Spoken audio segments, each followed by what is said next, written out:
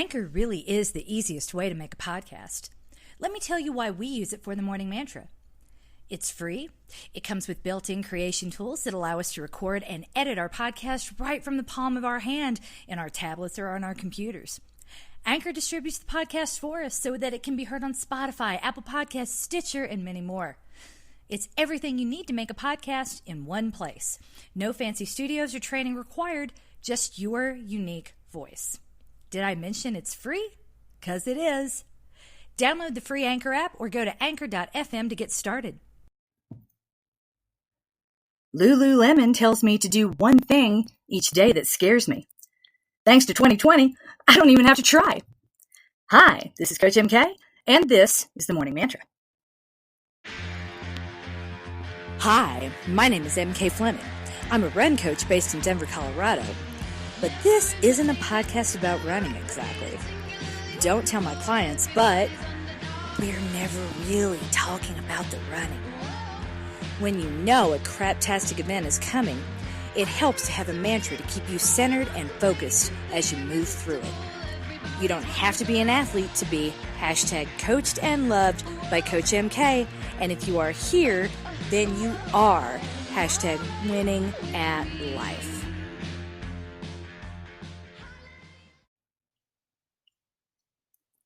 It's been a while. Sorry for that. We had some personnel changes back in March, and fitness protection needed more of me. Then COVID-19 hit, and my family needed more of me, so I pivoted to quarantine, thinking that would be a more direct, helpful, and interactive way to support everyone through it. I look back fondly on that period as the sourdough bread and Tiger King phase of quarantine. Then one man said he couldn't breathe. 4 months later, here we are, unable to breathe because fires have ruined the air, or a virus has ruined our lungs, or anxiety has us holding our breath and our kids a little too tightly. It's a lot. Most of us have been drafted into, or volunteered for, roles that we wouldn't have taken in any other circumstance. And what do we get for rising to the occasion? I don't know. I'm still waiting to find out. I barely recognize my life anymore.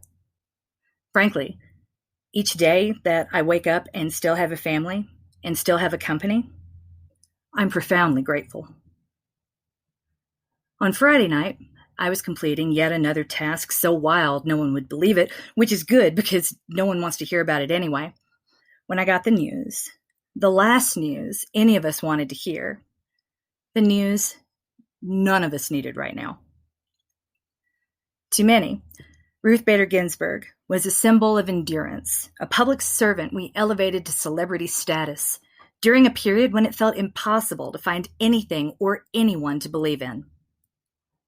As family relations became more strained and the gaps between generations made it harder to connect, we needed our wise grandmother, the Notorious RBG, in ways that we didn't want to explain because we were just so tired of defending our humanity. We were just so tired of talking about it. In some ways, I think this is why she had to go. We were holding on a little too tightly, using her as a distraction. RBG was a unicorn, a woman who used her voice and got what she asked for. A woman who fought the system and changed it for the better and eventually would be asked to uphold that very system that had allowed her to rise and yet held so many women back, held so many people back. The same institution that's being challenged right now. Democracy did not die with Justice Ginsburg. She wouldn't want our hope to die either. She would want us to fight. Ruth Bader Ginsberg believed in the system. She believed in its malleability. She believed that it was bigger than one person. And she needs us to believe it too. She needs us to remember it. And she needs us to raise our voices to make sure that we get what we want. And as long as she was alive, We could wait for her. We could pin our hopes on her. We could watch her. And that absolved us from needing to do anything.